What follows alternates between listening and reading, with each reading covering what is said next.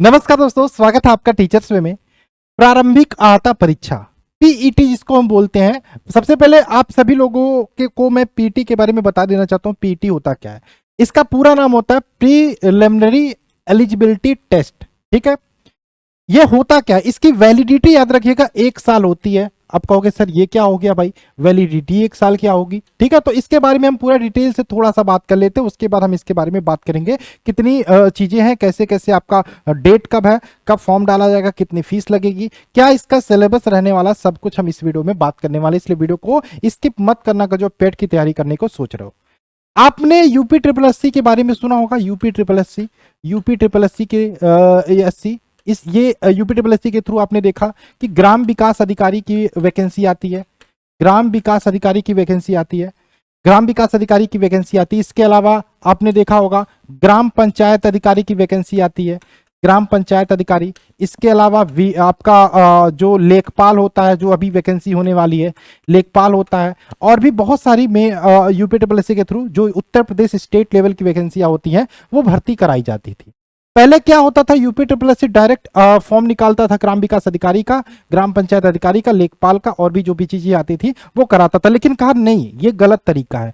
हमने कहा UP triple SC ने इन सबको खत्म कर दिया। कहोगे सर ये क्या बात कर लो, खत्म कर दिया? पोस्ट नहीं खत्म किया। इन्होंने कहा कि हम पहले देखो, बहुत सारे बच्चे, मान लो लेखपाल का फॉर्म आया, तो इसमें क्या होगा, लेखपाल का फॉर्म अलग आया, ग्राम विकास अधिकारी का फॉर्म अलग आया, तो सब में मान लो 20-20 लाख बच्चे डालने वाले हैं, तो 20 लाख बच्चों का ये एग्जाम कराएगा, 20 लाख बच्चों का ये एग्जाम कराएगा, तो मुश्किल हो रहा था।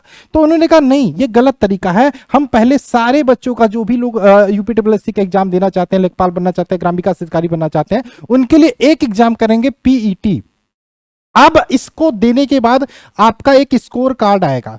आपके परफॉर्मेंस के आधार पर आपका एक स्कोर कार्ड आएगा। उसके बाद मान लो लेखपाल की वैकेंसी आती है, ग्राम विकास अधिकारी की वैकेंसी है, तो उसका पहले मेरिट लिस्ट जारी कर दिया जाएगा। अगर जो आप यूपी ट्रिपल एससी की मेरिट लिस्ट में आते हो तो आपको लेखपाल के लिए बुलाया जाएगा, आइए लेखपाल का एग्जाम दीजिए। तो ये रहेगा कि भाई कम बच्चे क्वालिफाई करेंगे, कम बच्चे जाएंगे, तो यहाँ पे चीजें सही रहेंगी। तो वही चीज होता है आपका पीईटी। तो मैं आप सभी से चाहूंगा कि पीईटी के लिए आप सभी लोग फॉर्म अप्लाई कर दो, अभी टाइम है। देखो कुछ नहीं मिलेगा तो एक्सपीरियंस आपको जरूर मिलेगा परीक्षा देने का। ठीक है, अभी से ये चीजें करनी शुरू कर दोगे तो सही रहेगा।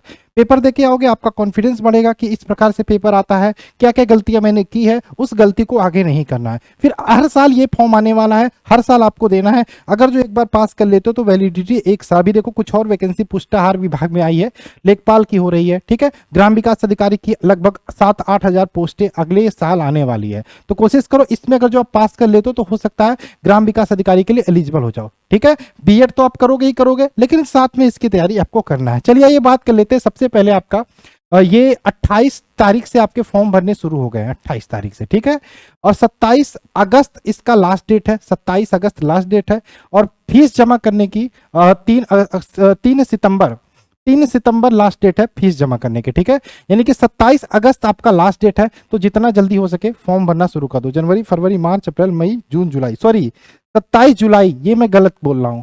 ठीक है, 27 जुलाई लास्ट डेट है, 27 जुलाई लास्ट डेट है। ठीक है, और आपका 3 अगस्त आपका ये फीस जमा करने की अंतिम तारीख है। तो 27 जुलाई लास्ट डेट है। इससे पहले आप लोग सभी लोग फॉर्म को फिलअप कर दो। ठीक है, बाकी जाति निवास तो आपने बीएड का फॉर्म भरा था तो बनवाया था, वही यहाँ पे लग जाएगा। ठीक है, चलो देखो यहाँ पे लिखा है उपयुक्त विज्ञापन के सापेक्ष आवेदन शुल्क जमा करने की अंतिम तिथि दी गई है। सारी चीजें यहाँ पे दिया गया है। ठीक है, और अभ्यर्थियों को सूचित किया जाता है जो भी ये फॉर्म भरा जाएगा प्रीलिमिनरी एलिजिबिलिटी टेस्ट यानी कि पीटी के लिए। ये वेबसाइट upssc.gov.in पर ही भरा जाएगा। ठीक है, और सारी चीजें इसी पे होंगी, कहीं पे भी ऑफलाइन आपको आवेदन नहीं करना है, ये चीजें आपको याद रखना है। ठीक है, क्या होती है इसकी अनिवार्यता, क्या है, द्विस्तरीय परीक्षा प्रणाली प्रभावी होने के पश्चात ये सारी चीजें इसमें दी गई है। ये कहां से डाउनलोड कर सकते हो? ये यूपी ट्रिपल एससी की ऑफिशियल वेबसाइट से जाके आप यहाँ पे पूरा नोटिफिकेशन डाउनलोड करोगे तो ये चीजें आपको मिल जाएंगी देखने को। ठीक है, चलिए अब आइए बात कर लेते हैं इसकी वैलिडिटी। मैंने अगर जो एक बार पास कर लेते हो तो जो भी आपका स्कोर कार्ड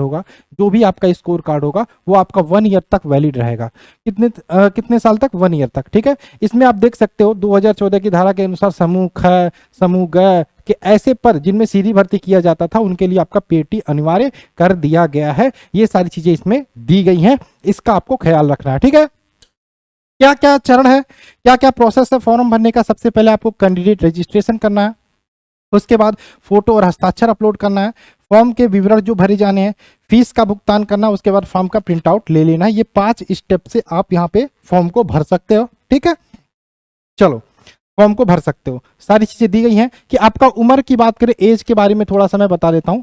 आपका जो उम्र है वो 18 से 40 होना चाहिए। एज आपका 18 से 40 होना चाहिए, तभी आप भर सकते हो। ठीक है, एज आपका 18 से 40 होना चाहिए, तब आप इसका फॉर्म को भर सकते हो, कोई दिक्कत नहीं है। ठीक है, एज 18 से 40 होना चाहिए। ठीक है, यहाँ पे जो भी ईमेल आईडी बनाइएगा, फोन नंबर डालिएगा, वो अपना डालिएगा। ठीक है, जो भी चीजें हैं सब कुछ अच्छे से करिएगा। ठीक है, फोटो किस प्रकार से डालना है ये चीजें आप खुद पढ़ सकते हो। लेकिन आइए, मेन हमारा मुख्यतः अभी सब कुछ पता है आपको, सिलेबस के बारे में थोड़ा सा बात करते हैं। सिलेबस के बारे में बात कर लेते हैं। फीस के बारे में यहाँ पे देख लेते हैं। फीस लिया गया 165 के आसपास आपका फीस लिखा जाएगा। ठीक है, 165 के आसपास आपका पैसा लगेगा फॉर्म भरने के अंतर्गत। ठीक, चलो फॉर्म भरने के अंतर्गत 165 का आपका पेमेंट करना। देखो यहाँ पे देख लो कितना आपको करना है। कि जो सामान्य कैटेगरी के हैं उनके लिए आवेदन शुल्क 160 रुपया है, अन्य पिछड़ा वर्ग के लिए 160 रुपया, अनुसूचित के लिए 70 रुपया, अनुसूचित जनजाति 70 रुपया, विकलांग के लिए 1 भी रुपया आपको पेमेंट नहीं करना। ठीक है, और यहाँ पे ऑनलाइन प्रक्रिया शुल्क जोड़ के यहाँ पे 185 आपको जनरल ओबीसी के लिए, 95 SC ST के लिए, और विकलांगों के लिए 25 रुपया यहाँ पे फी पेमेंट करना आपको एग्जाम देने के लिए। ठीक है, इसके अलावा देखो फॉर्म का प्रिंट आउट निकाल लेना है। ठीक है, संशोधन करने के लिए चीजें यहाँ पे दी गई हैं। क्या योग्यता होनी चाहिए हमें, प्रारंभिक अर्हता परीक्षा के लिए हाई स्कूल समकक्ष अथवा उच्च शैक्षिक अर्हता धारी करने वाले, मतलब अगर जो आपने हाई स्कूल पास किया है उसके समकक्ष ITI किया है तो भी आप अप्लाई कर सकते हो। जितना आपका हाइजर क्वालिफिकेशन है उसमें डाल दो, कोई दिक्कत नहीं है। उसी हिसाब से जैसे चीजें आएंगी आपको आगे बुलाया जाएगा, आपको आगे एलिजिबल किया जाएगा आपको एग्जाम देने के लिए। ठीक है, चलिए आगे अब बात कर लेते हैं, हम सीधा सिलेबस पे चलते हैं। और कोई आपके लिए जानकारी है ना जो एग्जाम के बारे में कहा गया है। देखो यहाँ पे लिखे प्रारंभिक अर्हता परीक्षा प्रतिभाग करने वाले अभ्यर्थियों का स्कोर या परीक्षा परिणाम आयोग की वेबसाइट पर अपलोड किए जाने की तिथि से 1 वर्ष तक मान्य होगा, यानी कि इसको लेके 1 वर्ष तक आप एग्जाम दे सकते हो। ठीक है, चलिए आगे बात करें। यहाँ पे सारी चीजें दी गई हैं। ठीक है, हम सिलेबस पे आते हैं सीधे, क्या सिलेबस रहने वाला है। ठीक है, सिलेबस के बारे में हम थोड़ा सा देख लेते हैं। ये आपका सिलेबस आ गया। ठीक है, सिलेबस की बात करें, परीक्षा 2 घंटे का होगा। 2 घंटे यानी कि 120 मिनट, 120 मिनट का आपका पेपर होगा। 120 मिनट, कितने क्वेश्चन होंगे सर जी? सर जी आपके 100 क्वेश्चन होंगे। ठीक है, 120 मिनट होगा आपका टाइम परीक्षा आपका। क्वेश्चन कितने होंगे? प्रश्न आपके 100 प्रश्न। 120 मिनट में 100 प्रश्न आपको करने होंगे UPSSC पेट के लिए। 120 मिनट में 100 प्रश्न आपको करने होंगे UPSSC पेट के लिए। आइए हम बात कर लेते हैं क्या सिलेबस रहने वाला है। सबसे पहले आपका भारतीय इतिहास आएगा।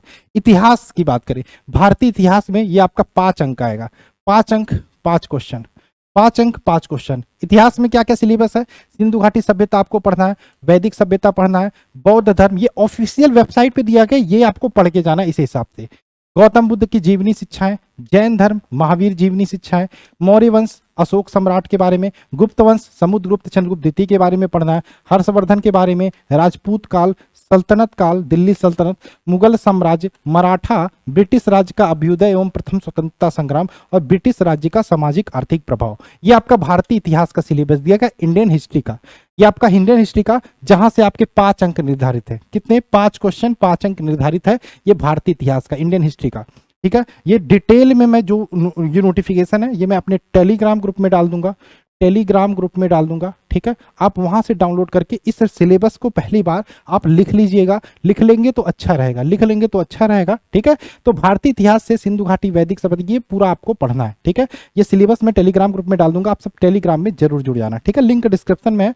चलिए, इसके अलावा भारतीय राष्ट्रीय आंदोलन दूसरा टॉपिक है, ये भी इतिहास का ही पार्ट है, यानी कि कह सकते 5 क्वेश्चन यहां से आने वाले हैं। भारतीय राष्ट्रीय आंदोलन की बात करें, स्वाधीनता आंदोलन का प्रारंभिक वर्ष, स्वदेशी तथा सविना अवज्ञा आंदोलन, महात्मा गांधी तथा अन्य प्रमुख नेताओं की भूमिका, क्रांतिकारी आंदोलन तथा उग्र राष्ट्रवाद का उदय, विधायी संशोधन तथा ब्रिटिश इंडिया एक्ट 1935 के बारे में, भारत छोड़ो आंदोलन, आजाद हिंद फौज और नेताजी सुभाष चंद्र बोस, ये आपको पढ़ना है। यहां से आपके 5 नंबर। ठीक है, यानी कि हिस्ट्री अगर जो दोनों मिला के देखें 10 हो जाता है, 5 ऊपर से 5 नीचे से, भारतीय राष्ट्रीय आंदोलन से 5 क्वेश्चन, यानी कि 10 क्वेश्चन आपके हिस्ट्री से यहाँ पे आने वाले हैं।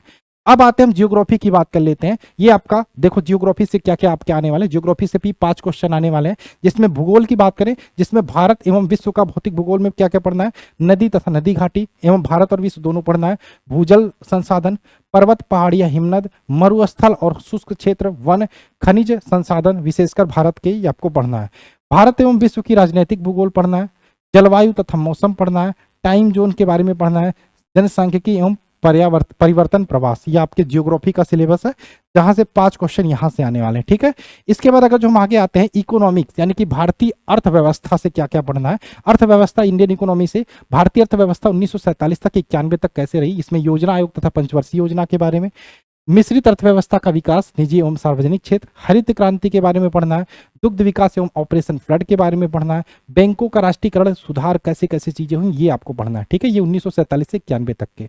उसके बाद 1991 में आर्थिक सुधार तथा उसके बाद की अर्थव्यवस्था के बारे में पढ़ना है। वर्ष 2014 के पश्चात आर्थिक सुधार, इसमें कृषि सुधार, ढांचागत सुधार, श्रम सुधार, आर्थिक सुधार, जीएसटी, ठीक है, जो भी संशोधन लाए गए थे विशेषकर उसको पढ़ना है। ठीक है, इसमें कृषि कानून भी आ जाएगा, जीएसटी भी आ जाएगा। ठीक है, तो ये सारी चीजें भारतीय इकोनॉमी से, अर्थव्यवस्था से पढ़ना। ठीक है, 5 क्वेश्चन, 5 नंबर यहां से आने वाले हैं। इसके बाद इंडियन पॉलिटी की बात करें, भारतीय संविधान से 5 क्वेश्चन आने वाले हैं। ठीक है, Indian constitution and public administration, भारतीय संविधान से देखो क्या क्या पढ़ना है, यहाँ से भारतीय संविधान की मुख्य विशेषताएं आपको पढ़नी है। ठीक है, राज्य के नीति निर्देशक सिद्धांत, मौलिक अधिकार एवं कर्तव्य, संसदीय प्रणाली, संघीय प्रणाली तथा संघ एवं केंद्र शासित प्रदेश, केंद्र राज्य संबंध के बारे में आपको पढ़ना है, न्यायिक ढांचा, सर्वोच्च न्यायालय तथा उच्च न्यायालय के बारे में पढ़ना है, जिला प्रशासन, स्थानीय निकाय तथा पंचायती राज संस्थाएं। ये आपका किसका सिलेबस है, ये आपका किसका, भारतीय संविधान का। मैं जो भी चीजें, जो भी क्लासेस चलेंगी, मैं कोशिश करूंगा जीके को बेहतर तरीके से पढ़ाने की। मैं एमसीक्यू नहीं उठाऊंगा, एक बात आप ध्यान रखना, एमसीक्यू हम करेंगे बाद में करेंगे, लास्ट में करेंगे। हम पहले एक एक जो सिलेबस दिया है, जो आपका सिलेबस दिया है, सिलेबस उस हिसाब से आपको पढ़ाएंगे, उस हिसाब से आपको पढ़ाएंगे, एक भी चीज बाहर का नहीं पढ़ाएंगे। पहली बात एक भी चीज बाहर नहीं पढ़ाएंगे, हम पहले थ्योरी खत्म करेंगे, आपका एक बेहतर नोट्स बनवाने की कोशिश करेंगे। मैं नहीं बनाऊंगा कि खुद का नोट्स नहीं दूंगा, मैं दूंगा, बाद में दूंगा, लेकिन मैं चाहूंगा कि आप एक एक कॉपी सबकी खरीद लेना। वो मैं बताऊंगा कैसे कैसे, हिस्ट्री का अलग खरीदना, पॉलिटी का, मैं सिलेबस के हिसाब से बहुत ही बेहतर नोट्स आपका बनवा दूंगा। एक इतना बेहतर नोट्स आपका बनवा दूंगा खुद से कि आप हर एग्जाम में उसे पढ़ के जा सकते हो। ठीक है, इस पेट के लिए तो ये काम मैं करने वाला हूँ, ये काम मैं करने वाला हूँ, इसके लिए रेडी रहना। ठीक है, इसके लिए आप रेडी रहना, इसके लिए आप रेडी रहना। चलिए, रेडी रहोगे ना, चलो आगे चलें। ठीक, चलो ये हो गया। अब ये 5 क्वेश्चन आपके यहां से आने वाले हैं संविधान से। इसके बाद अगर जो हम आते हैं सामान्य विज्ञान से, यानी कि साइंस से, भौतिक विज्ञान, रसायन विज्ञान और जीव विज्ञान, ये आपको पढ़ना है। ठीक है, ये आपको साइंस से पढ़ना है। इसके बाद अगर जो मैं बात करूं, ये मैथमेटिक्स यहां से आने वाला है। मैथमेटिक्स के लिए आप डरने की जरूरत नहीं है, मैथमेटिक्स भी मैं पढ़ाऊंगा। 5 क्वेश्चन आपको मैथ से, 5 क्वेश्चन साइंस से। यहाँ पे क्या सिलेबस है, पूर्ण संख्या, भिन्न तथा दशमलव, प्रतिशतता, साधारण अंक गणितीय समीकरण, वर्ग एवं वर्गमूल, घातांक एवं घात औसत। मैं पढ़ाऊंगा मैथ आपको खुद, मैं पढ़ाऊंगा मैथ आपको खुद। ये जो सिलेबस दिया ना, ये आपको चटा दूंगा, यहाँ से कोई भी क्वेश्चन गलत नहीं होगा। अब आते हैं हम हिंदी की बारी। अब कहोगे सर हिंदी में भी 5 क्वेश्चन आएगा, हिंदी के भी 5 क्वेश्चन आएगा, लेकिन रुको, अभी आपके लिए एक बहुत बढ़िया चीज आने वाला है। ठीक है, ये आपको दिखाई नहीं दे रहा तो सुनने की कोशिश करिए, इसका पीडीएफ मैं टेलीग्राम ग्रुप में डाल दूंगा। हिंदी से आपको संधि, विलोम शब्द, पर्यायवाची शब्द, वाक्यांशों के लेख शब्द, लिंग, श्रम सूत्र, भिन्नार्थक शब्द, मुहावरे, लोकोक्तियां, सामान्य शुद्धियां, लेखक और रचनाएं, गद्य एवं पद में दोनों 5 क्वेश्चन 5 नंबर यहां से आने वाला है। ठीक है, अंग्रेजी की बात करें, अंग्रेजी से, सामान्य अंग्रेजी से अंग्रेजी व्याकरण हो गया, अपठित गद्यांश हो गया, तो 5 यहां से आने वाले। ये अपठित गद्यांश आप आसानी से कर लोगे। ग्रामर में अगर जो आप 1-2 क्वेश्चन छोड़ भी देते हो आता है, तो अपठित गद्यांश से आप आसानी से क्वेश्चन, अपठित गद्यांश आएगा तो अपने साथ 2 या 3 क्वेश्चन लेके आएगा साथ में। ठीक है, चलो ये भी आपको मैं देखूंगा, कोई अगर जो टीचर मिलेगा तो मैं उससे करवा दूंगा। ठीक, तर्क एवं शक्ति यानी कि रीजनिंग की बात करें, रीजनिंग से भी 5 क्वेश्चन आएगा। सिलेबस थोड़ा सा इसका विस्तार है, डिफिकल्ट नहीं है, कोई दिक्कत नहीं, आप कर लोगे। ठीक है, बृहत एवं लघु, ये क्रम एवं रैंकिंग, संबंध, समूह से भिन्न अलग करना, कैलेंडर घड़ी, कारण प्रभाव, कोडिंग डिकोडिंग, निगमात्मक तर्क एवं कथन विश्लेषण, ये आपका रीजनिंग का सिलेबस है, ये भी कराने की जिम्मेदारी मेरी है। करंट अफेयर्स आपके लिए यहाँ पे महत्वपूर्ण हो जाता है, 10 नंबर। करंट अफेयर्स याद रखना, मैं फिर से बोलता हूँ बाबू, करंट अफेयर्स को लेके आपने धोखा खाया है कि नहीं धोखा? तो धोखा खाया है, दोबारा वो धोखा ना खाना पड़े, तो उसके लिए मैं बोलता हूं कि अभी से आप डेली करंट अफेयर्स पढ़ने की आदत डालो, डेली न्यूज़पेपर पढ़ने की आदत डालो। कम से कम 10 से 15 मिनट आप न्यूज़पेपर पढ़ो, अब मंथली का जो भी करंट अफेयर्स का विशेषांक आता है उसको मंगा के पूरे महीने उसे आराम से पढ़ो। तो करंट अफेयर्स पढ़ने की आदत डालो, करंट अफेयर्स बहुत जरूरी है। तो 10 नंबर यहाँ पे करंट अफेयर्स के आने हैं, 10 नंबर यहाँ पे करंट अफेयर्स के आने हैं। उसके बाद आपका स्टैटिक जीके का हो या जनरल अवेयरनेस का हो, आपको भारत के पड़ोसी देश, देश राजधानी मुद्रा, इसका एक एक वीडियो में मैं पूरा टॉपिक करा के खत्म कर दूंगा।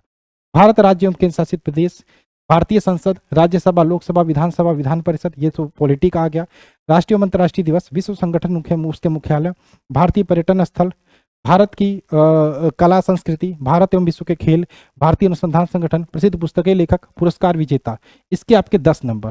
करंट अफेयर्स, जनरल अवेयरनेस 10, और इसके बाद आपको जलवायु परिवर्तन पढ़ना है, ठीक है, वो जीके में हो गया। अब आइए यहाँ पे देखिए 10 नंबर का आपका क्या आने वाला है, अपठित गद्यांश, ठीक है। 2 गद्यांश आएंगे आपको, वहां से क्वेश्चंस आपको करने हैं आपके 10 नंबर, 5-5 नंबर, 2 गद्यांश, ठीक है। ये आप अच्छे से ले सकते हो नंबर। ग्राफ की व्याख्या विश्लेषण, 2 ग्राफ आपको देखने को मिलेंगे, 10 नंबर, ठीक है, 10 नंबर। अभी तक अगर जो आपको कठिन लग रहा था तो लो भाई पेपर आसान आ गया, ठीक है। 10 नंबर गद्यांश का। तालिका की व्याख्या एवं विश्लेषण, 2 तालिकाएं आएंगी, 10 नंबर, ठीक है। हमारा जो मेन फोकस रहेगा, ठीक है, ये देखो सबसे पहले क्रमांक 1 से 9 तक अंकित शैक्षणिक विषयों पे देखो जो भी चीजें डिफिकल्टीज लेवल रहेगा, एनसीईआरटी द्वारा निर्धारित जो भी पुस्तकें हैं उन्हीं से आपके क्वेश्चन आएगा। नेगेटिव मार्किंग रहेगी, यानी कि अगर जो आपका सही होता तो 1 अंक मिलते हैं, गलत होता 0.25 नंबर काट लिए जाएंगे। ये बात आप ध्यान रखना, ठीक है, ये बात आपको याद रखना। सबसे पहले ध्यान रखना, हम सबका, आपका, हमारा, सबका, ये मेन फोकस कहाँ रहेगा इसको पास करने के लिए। सबसे पहला आपका मेन फोकस रहेगा 50 नंबर पे फोकस करना है, 30 ये, और देखो सबसे पहला आपको फोकस करना 50 नंबर फोकस कहाँ करना है। सबसे पहले करंट अफेयर्स में मैं नहीं चाहता आपका कोई क्वेश्चन छूटे, तो सेल्फ से करंट अफेयर्स पढ़ना शुरू कर दो, बाकी मैं पढ़ाऊंगा वो अलग बात है।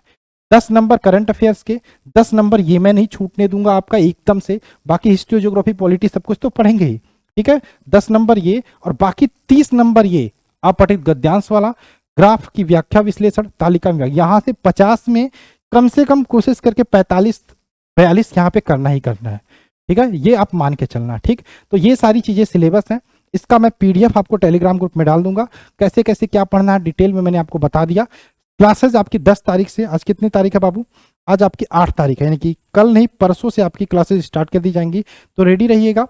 कम से कम मैं यही चाहूंगा, मैं बताऊंगा उस दिन जब भी मैं स्टार्ट करूंगा कि हम हिस्ट्री को किस प्रकार से पढ़ेंगे, पहले ज्योग्राफी को किस प्रकार से पढ़ेंगे, अलग अलग वीडियो बना के मैं बताऊंगा, ठीक है। आपके पास एक नोट्स होना चाहिए, नोटबुक आप बना के रख लो, नोटबुक, ठीक है।